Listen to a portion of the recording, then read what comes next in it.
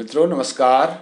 मैं पंडित कैलाश चंद्र जोशी आपका स्वागत करता हूं अपने YouTube चैनल संस्कृति सेज में।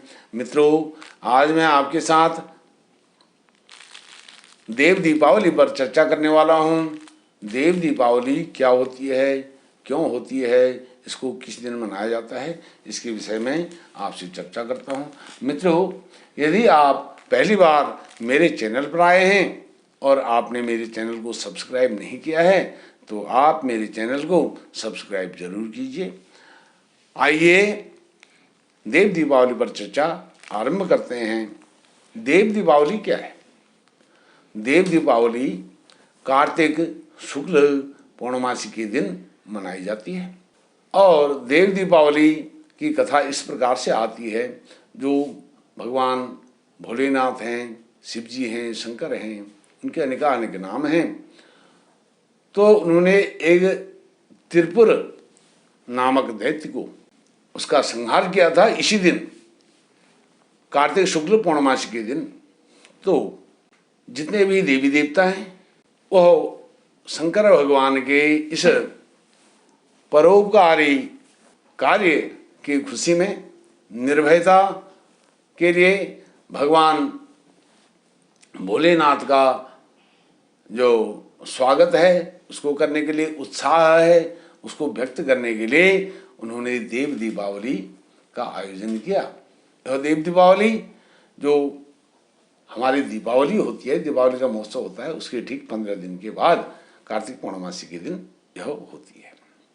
तो यह जो देव दीपावली है, त्रिपुरासुर जो दैत्य था उसको संहार करने के उपलक्ष्य में, खुशी में यह मनाई जाती है। और जो देव दीपावली है यह जो वाराणसी है, काशी है, उसका नाम बनारस भी है, वहाँ पर यह गंगा जी के तट पर इसका भव्य आयोजन आज के समय में भी होता है। उस दिन मान्यता यह है कि उस दिन सभी देवी देवता वाराणसी में आकर के गंगा जी में दिव्य स्नान करते हैं और त्रिपुर दानव के मारे जाने की खुशी में वहाँ पर दीपदान करते हैं, दीपावली मनाते हैं, दिए जलाते हैं। और यह तब से चला आया है।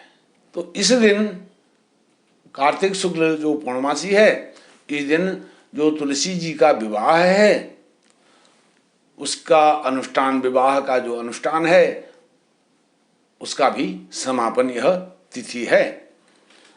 तो इस प्रकार से यह तुलसी जी के विवाह से भी जुड़ा हुआ दिन है। तीसरा विषय है जो हमारे सिख पंथ के सर्वोत्तम जो स्तंभ हैं जी, गुरु नानक देव जी, उनका यह जन्मदिन भी होता है। कार्तिक शुक्ल पूर्णमासी को भगवान जो गुरु नानक देव हैं उनका जन्मदिन होता है। चौथा जो हमारे जैन पंथ के लोग हैं, जैनियों का इस दिन जैन प्रकाश पर्व भी होता है। और इस दिन जो है, जो भारत के हमारे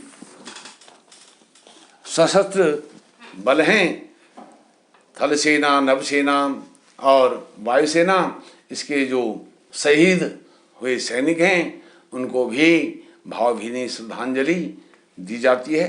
वह भी वाराणसी में होता है।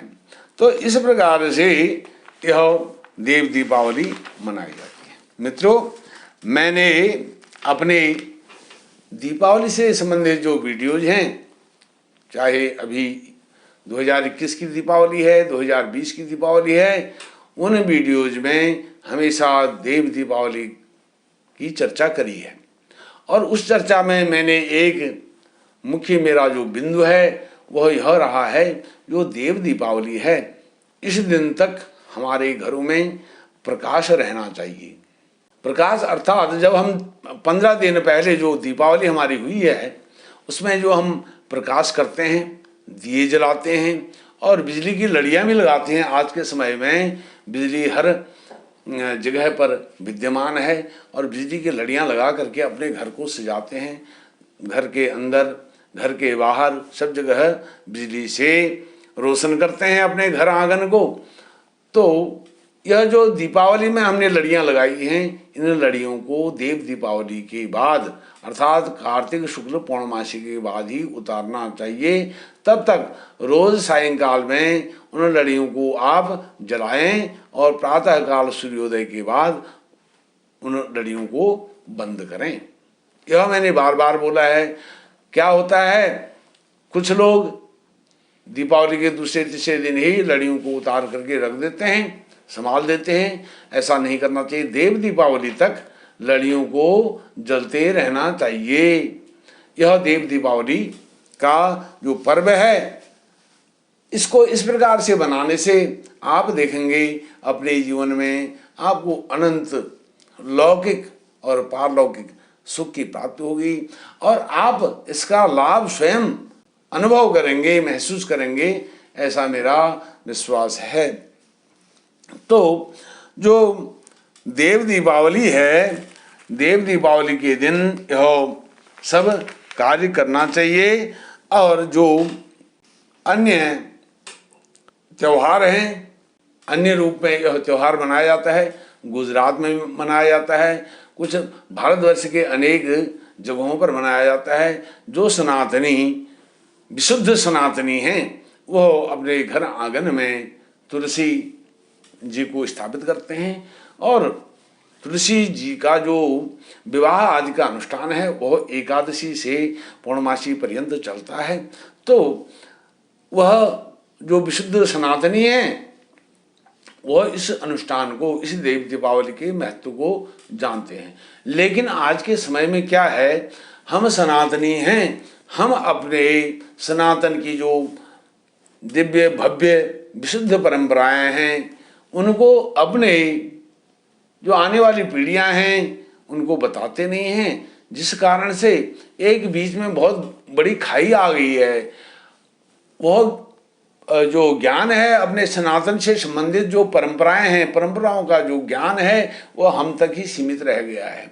हम अपने पीढ़ी को, आने वाली पीढ़ी को, बच्चों को नहीं बताना चाहते हैं, नहीं बताया है।